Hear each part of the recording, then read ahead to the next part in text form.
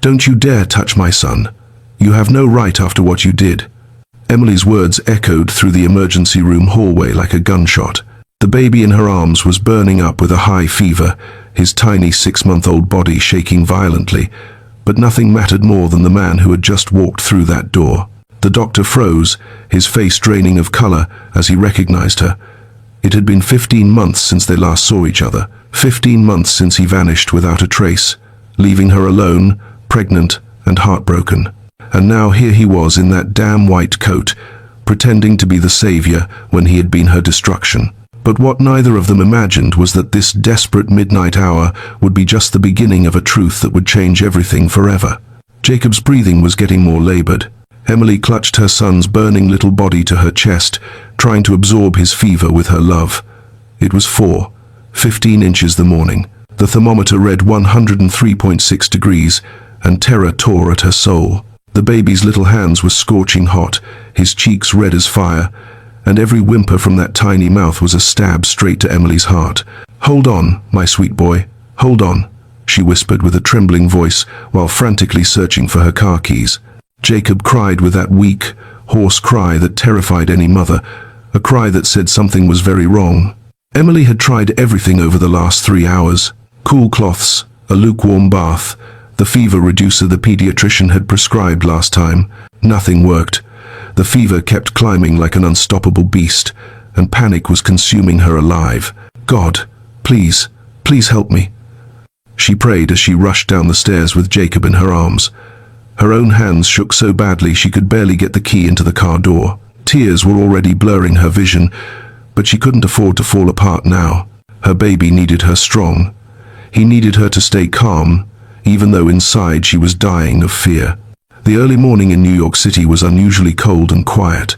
The streets were nearly empty, mirroring Emily's desperation as she sped toward Mount Sinai Hospital, the closest one with a pediatric ER. Jacob wasn't even crying anymore, just making small whimpers that were even more terrifying than the cries.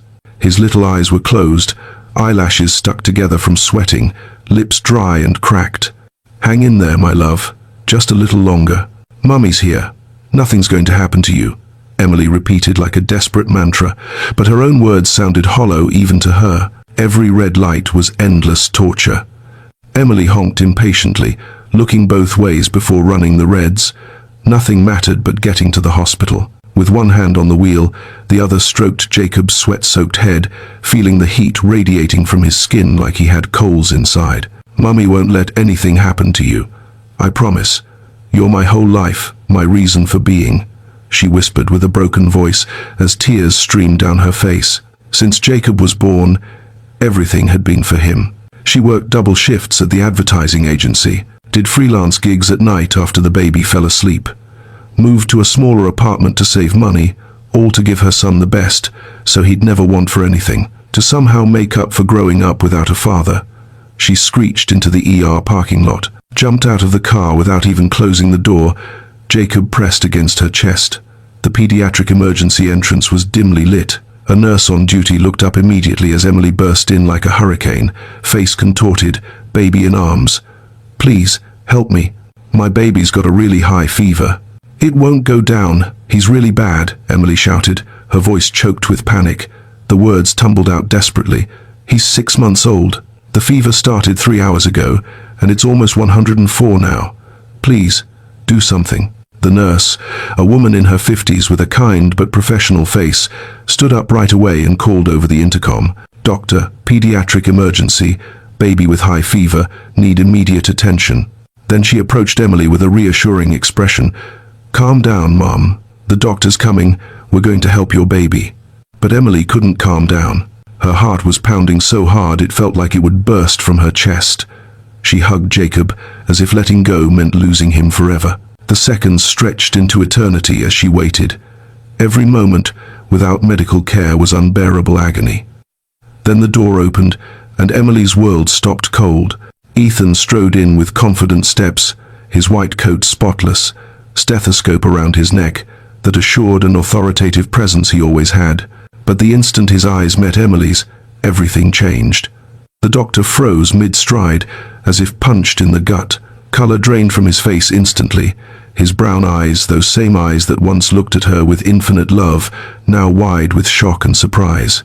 Emily, the word escaped her lips like an incredulous whisper, almost a plea. Time stood still between them. 15 months. 15 months since that horrible night he left their apartment saying he was grabbing cigarettes and never came back. 15 months since he stopped answering calls, blocked all numbers, vanished from the earth, leaving her 2 months pregnant, terrified, and utterly alone. 15 months of sleepless nights, wondering what she'd done wrong, why she wasn't enough, how someone who claimed to love her could abandon her like that. And now he was here, facing her as if nothing had happened. Fury erupted in Emily like a volcano.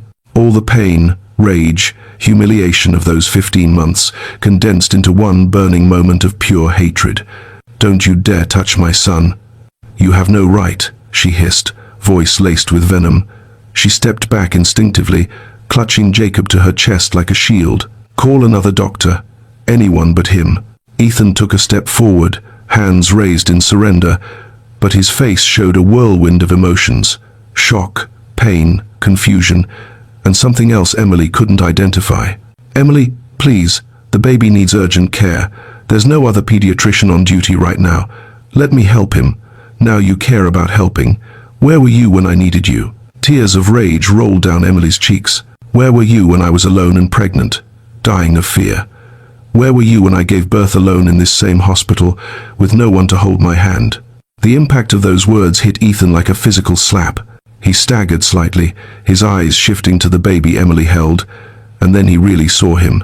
The fever-flushed face, yes, but also the features, the small square chin, the shape of the nose, the dark, slightly wavy hair matted to his forehead with sweat.